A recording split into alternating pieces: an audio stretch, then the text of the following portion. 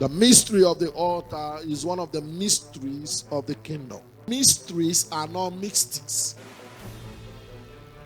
That is, they are not abracadabra,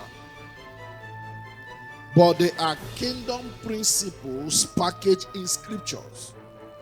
Mysteries are often referred to as something that is difficult or impossible to understand, or something that you can't fathom or explain, because they are hidden from the ordinary mind.